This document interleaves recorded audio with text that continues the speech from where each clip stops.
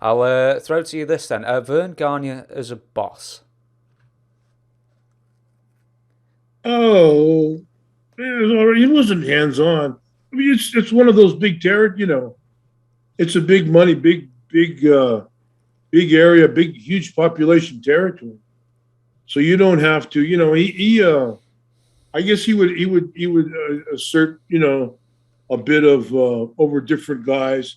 Like he liked to book me with Larry Henning, and have us go through 45 minutes and find out when find out if Larry had a hangover or something, and you know, of course, aside from being Larry being sick, he's beating on me for 45 minutes as well. But that I was young and I could take it. It was a learning, but it's stuff like that. So there's a couple guys that he would, but he wasn't. Yeah, he wasn't really a tyrant. And I guess he didn't get till Adrian and those guys got. But I was the only young guy there. I was pretty much, there wasn't, aside from ring crew and stuff. Well, Greg was breaking in and Flair and those guys, but I was the only, only guy close to 20 there. So, like, if Verne wasn't there, every single day on all the towns, who was sort of his sergeants giving out the finishes? Carbo, gee, I don't Carbo was around. I don't know who carried all the. I don't know.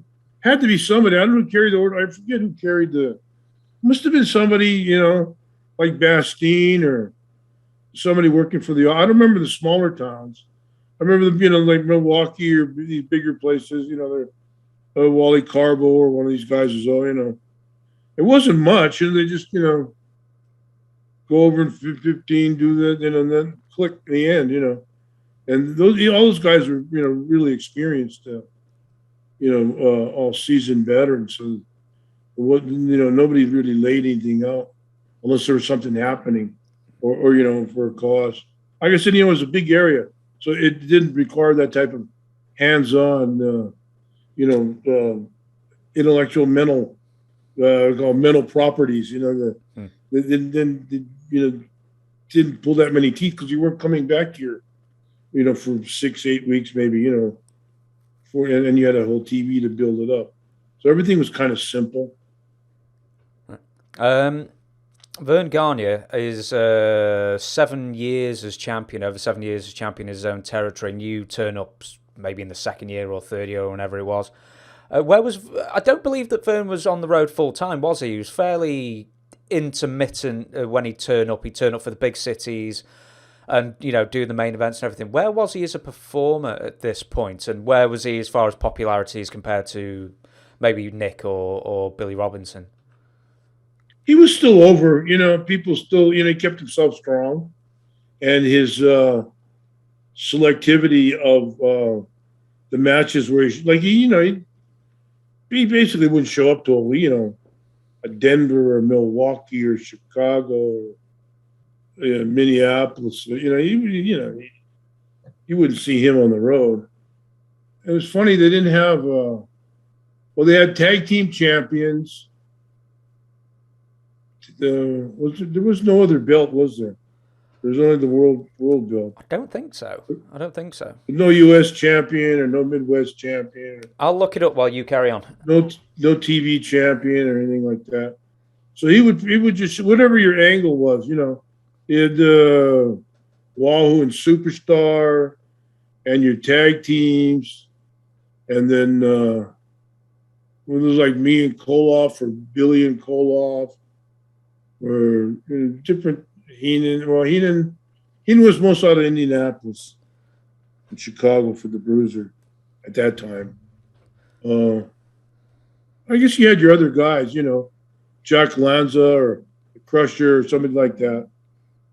Crusher was in and out when I first got there, and then Herc died in that car accident. Bastine. Oh, you've already mentioned him, but Wally Carbo, would you see him often? I believe he was the co-owner of the territory with Verne, wasn't he? Yeah, he was the hands-on, and if you got direction or you got finishes, it'd be from him. Other than that, I guess it was like Bastine or probably later Robinson. I forget. I don't remember. I can't remember who carried the finishes at the to the small towns. I mean, there's always somebody, and there are a lot of big towns, but there were quite a few small. There were high schools and high school gyms and stuff at the time too. No, like Rockford, disused barns or anything like that, like maybe in Nashville. we did some county fairs and stuff like that, tents and fairs. Yeah. It's funny, actually. I was going to ask you, the next thing I was going to ask you was a typical loop in the AWA, but it sounds like it wasn't that typical. It wasn't like every town, every week sort of thing. No, you had you go up, and it wouldn't even be. There was Moline and there was Rockford, and they were good. There was guys were in the trip on the road a lot. You had Moline, Rockford. Then you went down to Milwaukee. Worst year of my life, worst weekend of my life. I had been with Hercules and Bastine in the back of their Mustang all weekend long through North Dakota and stuff, and Grand Forks, and they went up to Winnipeg, and then from there I got in the car with Jack Bentz, who was a real old time wrestler, and he had a little Datsun, and they had me booked from Winnipeg. The next night I was main event in Omaha, Nebraska, which is like a 600-mile trip, in a little Datsun in the Datsun way from Omaha, Nebraska. They had me going over to Green Bay, Wisconsin, which is like another 600 the next night. And then by the time, and I got a ride back to Minneapolis with Robinson and a couple guys. And then, I was just out of my feet. They told me, you drive, your turn to drive. I said, no. They stopped at some bar on the way. I had 2 or 3 beers. I was out. I don't remember, the trip. I just passed out. God, what a Jack Bentz, he's one of these old guys, he was Cowboy Jack Bentz. I think he was right post-war, in wrestling. He was a classic guy. We were up in Minnesota, up AWA. Verne brought him in. I don't know why. He was old at the time, tough, one of these tough old guys. So we were in one of these lakes up in North Dakota or something. And this lady or a girl had a couple of Doberman pinchers, and Robinson was trying to, make the scene and do that. So they had this real high, giant, 3 triple tower diving board into the lake. So nobody's doing it. And there goes Jack, all the way up to the top. And didn't know he used to be in the circus and stuff.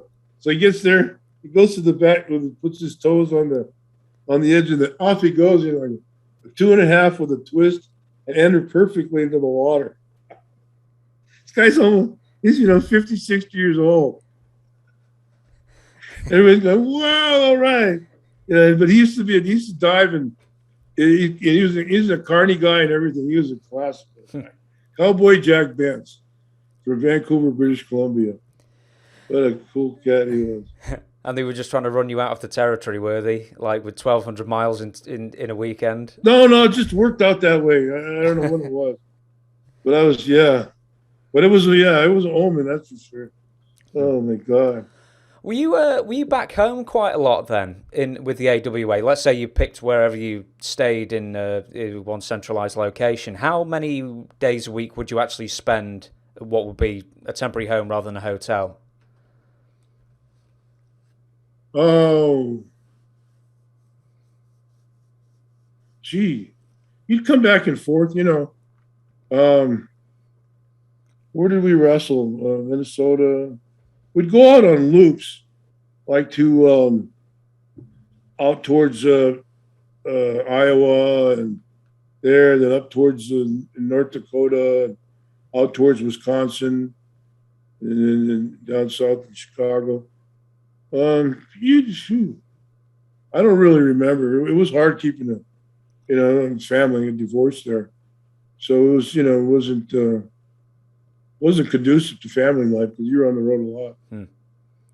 And late night trips, when they were 300-mile road trips. So that's, you're putting time. Duluth, Minnesota, which is only 200 miles. She got an awful snowy at times. I'll ask a couple more things and I'll move on. As I do with this podcast.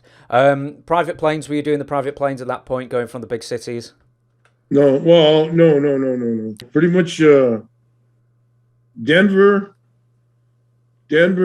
occasionally Winnipeg was by air. Pretty much everything else. Chicago, occasionally, there would be loops where you would be on, where you'd go through a hub, Chicago or somewhere, or was it convenient that you took a flight to Moline? Or it wasn't. No, we just spent a lot of time in planes. It was a lot. This is 70s, so this was a lot of autos, early 70s. With Greg Gagne as the source, he claims that Verne was a very, very, very good payoff man.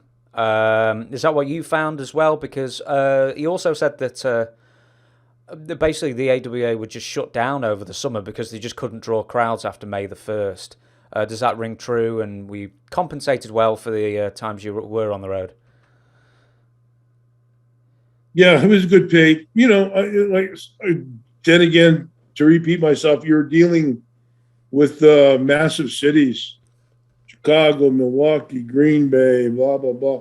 So all your towns were, you weren't working the high schools and stuff that you normally did when you're in the South and most of the other territories.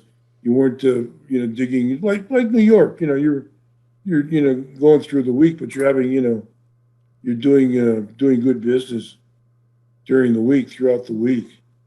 So it wasn't.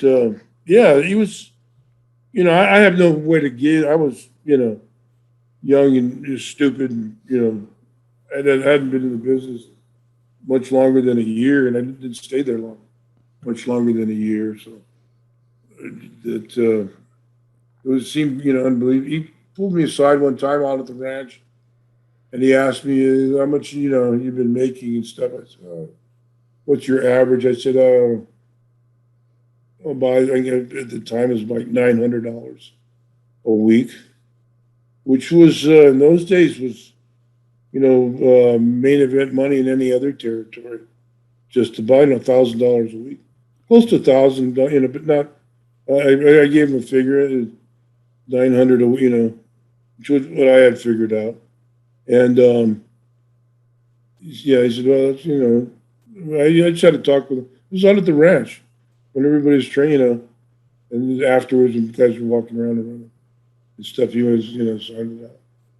When I wanted to leave, I said, I gotta go. I can't, can't handle it here. He said, what do you want?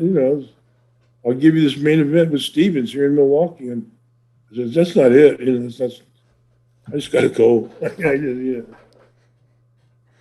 I took off, loaded my van, and went to San Francisco. And rightly so. Get some sun, get some surfing, man.